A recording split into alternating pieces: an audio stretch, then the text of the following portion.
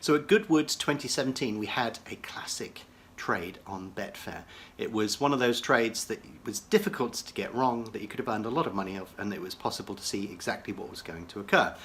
I've talked about this in previous videos, I have given other examples, but it's worth reappraising and looking at what happened in Goodwood 2017 and whether it could happen again this year. Please like and comment on the video below. That will allow me to produce better quality videos and more of them in the future. If you're interested in learning to trade successfully on sports, then why not visit the BetAngel Academy, where we have more detailed videos. So Goodwood 2017 was an interesting meeting for a number of reasons. I did a really nice video on the topography of Goodwood Racecourse. You should watch that. I may republish it this year because it took a lot of efforts to do.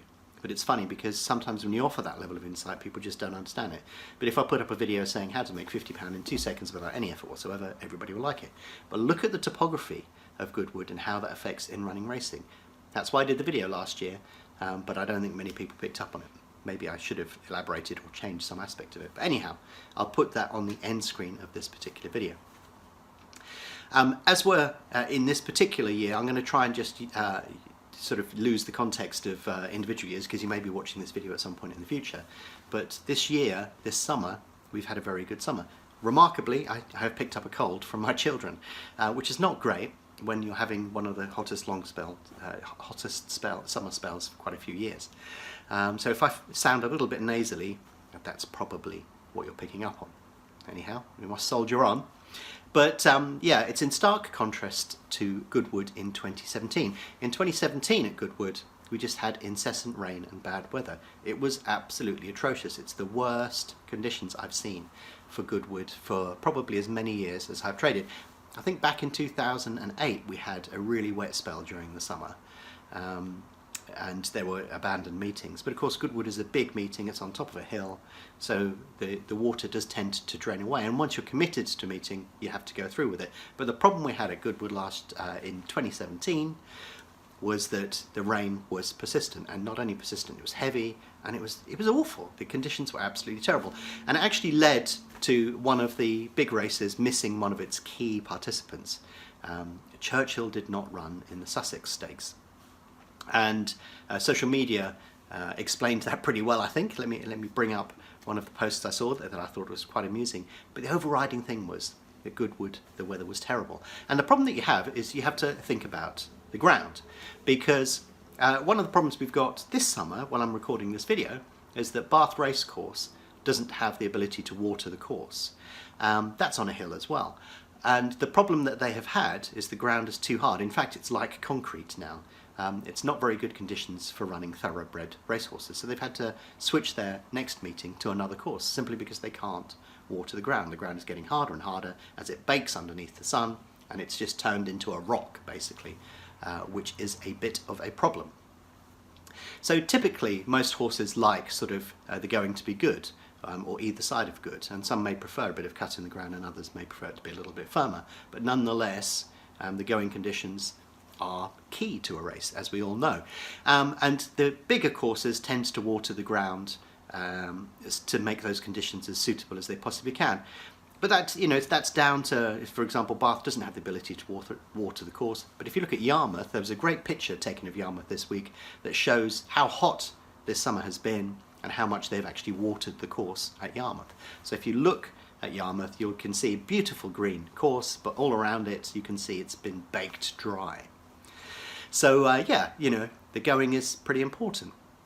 Now, if the course gets harder and you want to reduce the going to something like good to firm or good to soft or whatever, you can water the course. You can actually make the course a little bit better. But the problem you have, and the problem that occurred at Goodwood 2017, was that the ground was bottomless. There was incessant rain, very heavy rain, and it wasn't draining fast enough despite the fact it's on top of a hill. It was absolutely appalling conditions.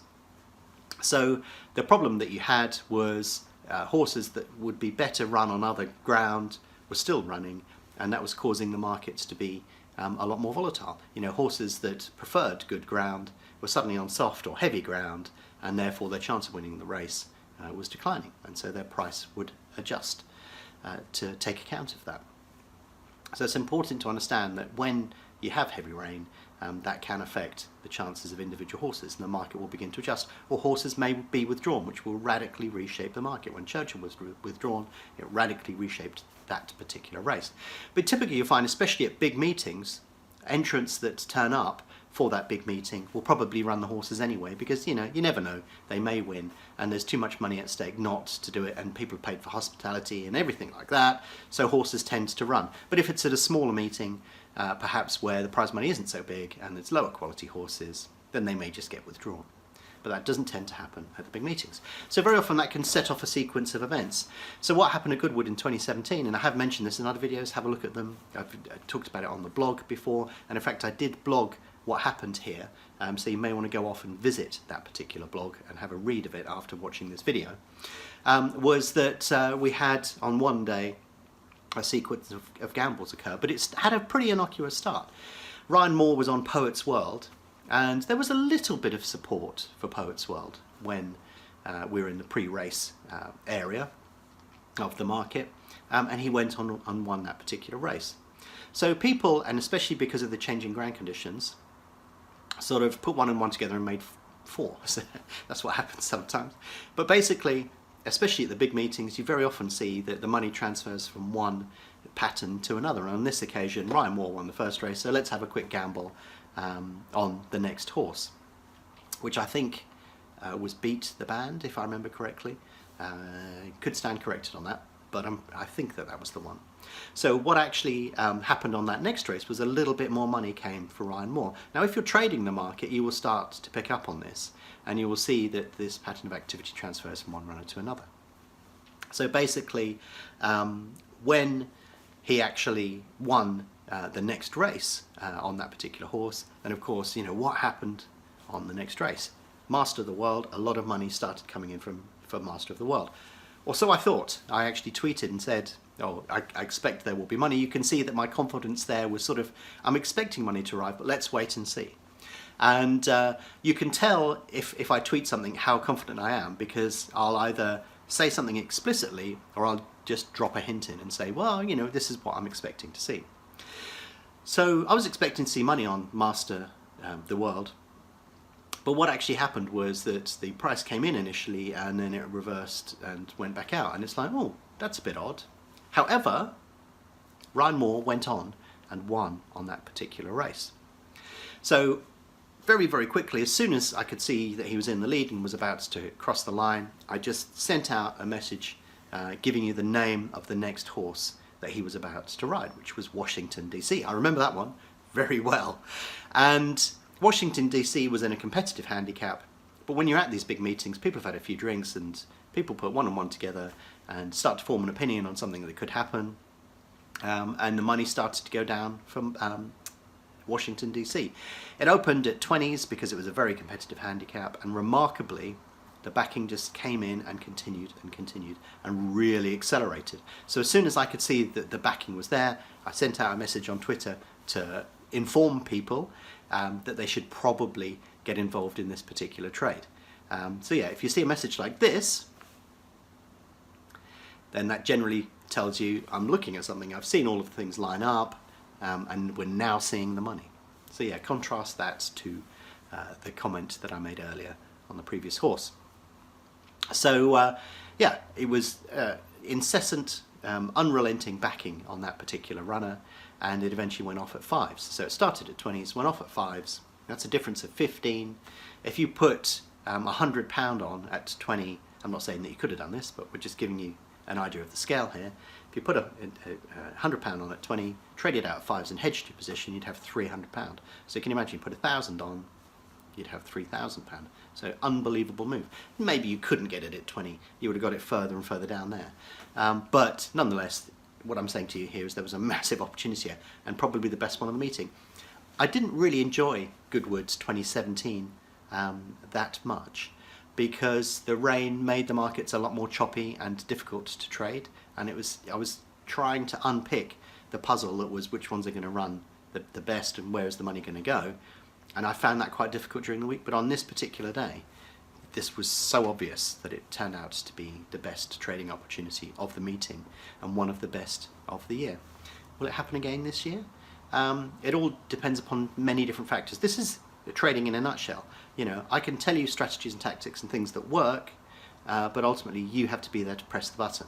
And when you are active and at a meeting, you have to make that judgment. I can't make the judgment for you. Although on this occasion with Washington DC, I think the message that I sent out there was probably fairly clear. However, those moments are few and far between. Trading generally is not about definite, it's about probables and likelihoods, one way or the other.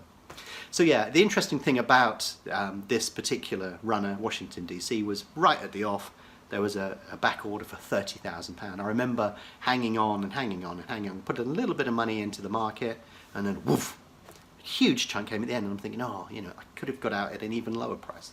But such is life, that's the way that things go. And the other interesting thing is that it lost. It was a really competitive handicap. There was no, if you look at it from a form perspective and the ground and all the other things, there didn't seem to be any real sort of reason why it should be priced at 5. That was just way, way, way too low.